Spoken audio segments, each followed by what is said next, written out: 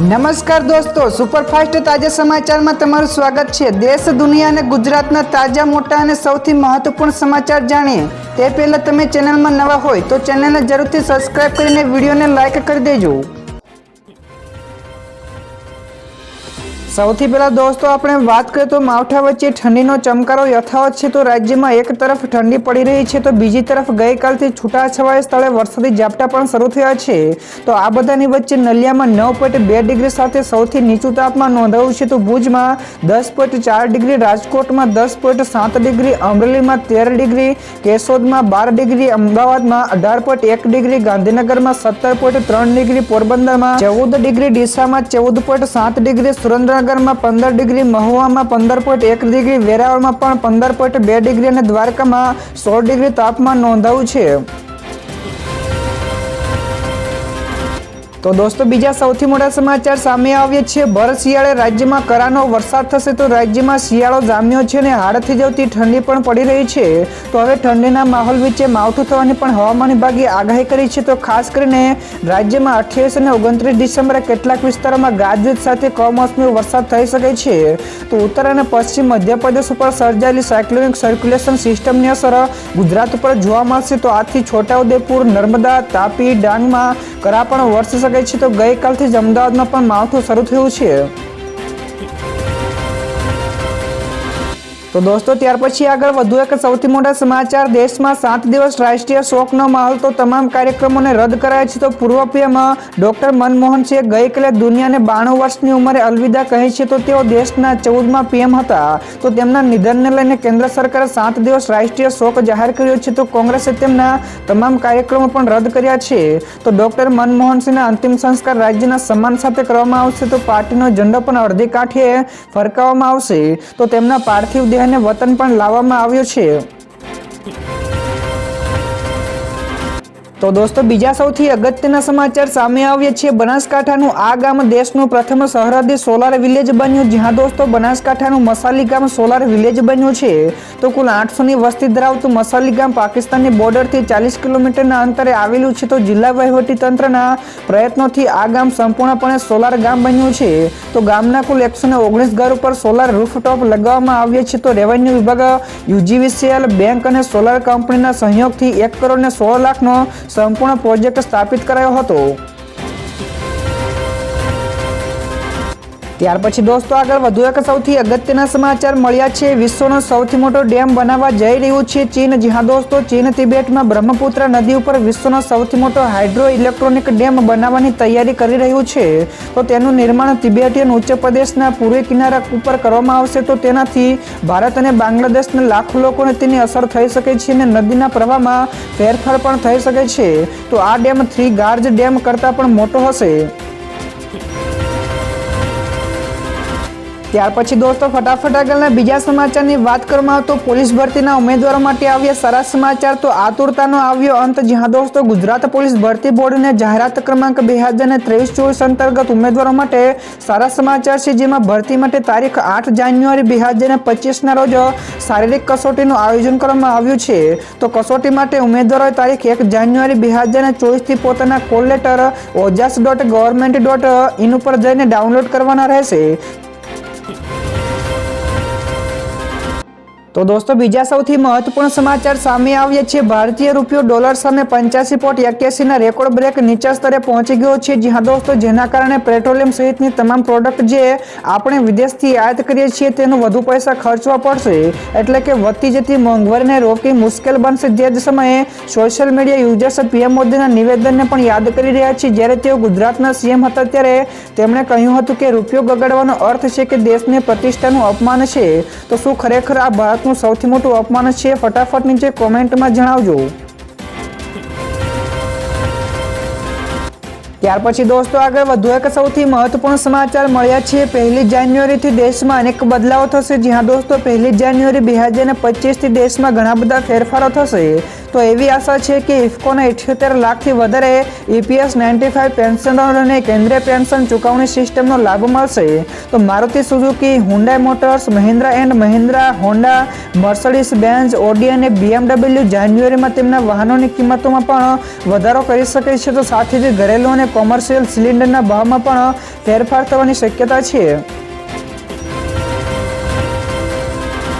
ત્યારબાદ દોસ્તો આ સિવાયના બીજા સમાચારની ઝડપથી વાત કરવામાં આવે તો ધુમ્મસના કારણે રેલવેના સેવાઓને માઠી અસર। જ્યાં દોસ્તો ઉત્તર ભારતમાં હાલમાં તીવ્ર ઠંડી અને ધુમ્મસની લપેટમાં છે, જેના કારણે સામાન્ય જનજીવન પ્રભાવિત થયું છે। તો ધુમ્મસના કારણે રેલવે સેવાઓને માઠી અસર થઈ છે। તો રેલવે અધિકારી પ્રમાણે ધુમ્મસના કારણે ઘણી બધી ટ્રેનો રદ કરવામાં આવી છે। તો ધુમ્મસનું મોસમ રેલ ટ્રાફિક માટે મોટો પડકાર છે। તો આ સમયે ઓછી વિઝિબિલિટીના કારણે અકસ્માતો ટાળવા માટે ઘણી બધી ટ્રેનો પણ રદ કરવી પડે છે અને તેના રૂટો પણ ડ્રાઇવર્ટ કરવા પડે છે।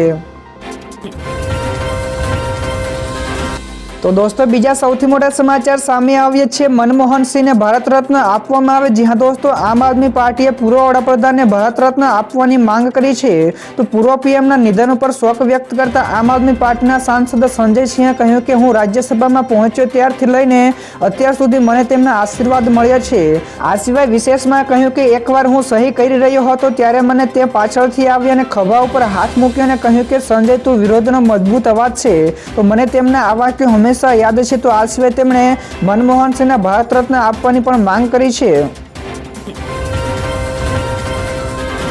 તો દોસ્તો ત્યાર પછી આગળ વધુ એક સૌથી મોટા સમાચાર મળ્યા છે। ફ્લાવર શો 2 દિવસ મોડો શરૂ થશે। જ્યાં દોસ્તો પૂર્વ વડાપ્રધાન ડોક્ટર મનમોહન સિંહના નિધનના પગલે કાંકરિયા કાર્નિવલ સંપૂર્ણપણે રદ કરવાની જાહેરાત કરવામાં આવી છે।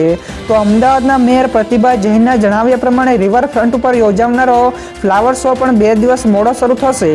તો પહેલા 1 જાન્યુઆરીએ ફ્લાવર શોનું ઉદ્ઘાટન થવાનું હતું, જો કે હવે રાષ્ટ્રીય શોકના પગલે 3 જાન્યુઆરીની આસપાસ ફ્લાવર શો ખુલ્લો મુકાશે।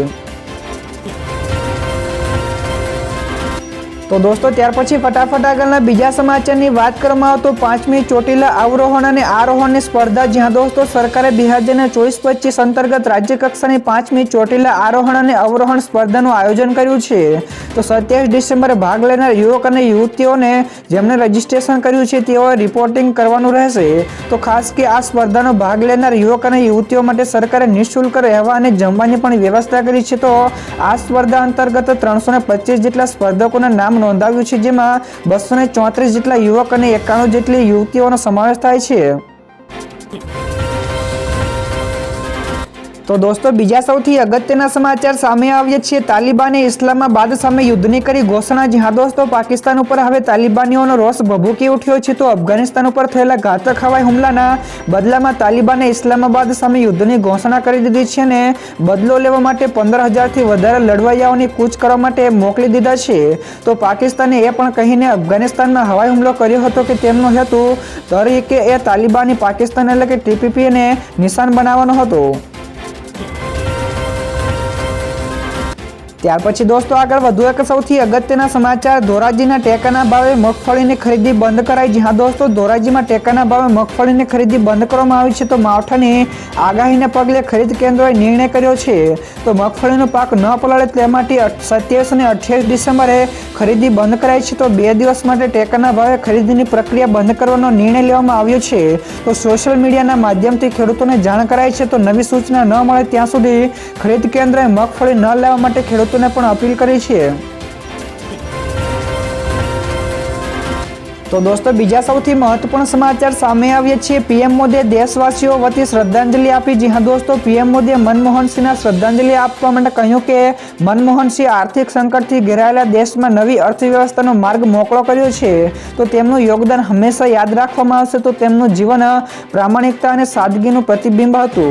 તો સૌમ્યતા અને નમ્રતા તેમના સંસદીય જીવનકાળની ઓળખ પણ બની ગઈ છે। તો હું આ મુશ્કેલ સમયમાં તેમના પરિવાર પ્રત્યે મારી સંવેદના વ્યક્ત કરું છું અને તમામ દેશવાસીઓ વતી હું તેમને શ્રદ્ધાંજલિ અર્પણ કરું છું, તેમ પણ જણાવ્યું હતું।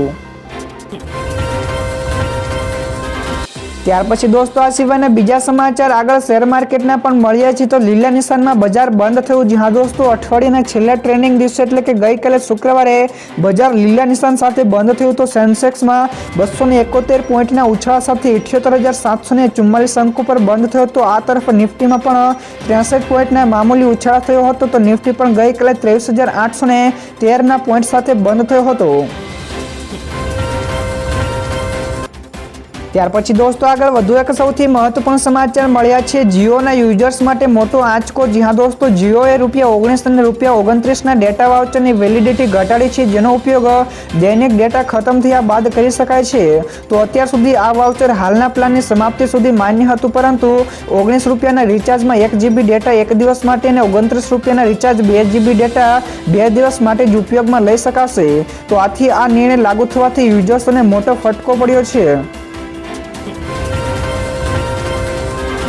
ત્યારબાદ દોસ્તો આ સિવાયના બીજા સમાચારની ઝડપથી વાત કરવામાં આવે તો કરોડો ટેક્સ પેયર્સ માટે સારા સમાચાર। જી હા દોસ્તો, કેન્દ્ર સરકાર નાણાકીય વર્ષ 2025-26ના બજેટમાં વ્યક્તિગત કરદાતાઓને મોટી રાહત આપી શકે છે। તો મીડિયા રિપોર્ટ્સ અનુસાર મોદી સરકાર 3.0 તેમના બીજા બજેટમાં વાર્ષિક ₹10,50,000 કમાતા લોકો માટે આવકવેરાના દરમાં ઘટાડો કરવા ઉપર વિચાર કરી રહી છે।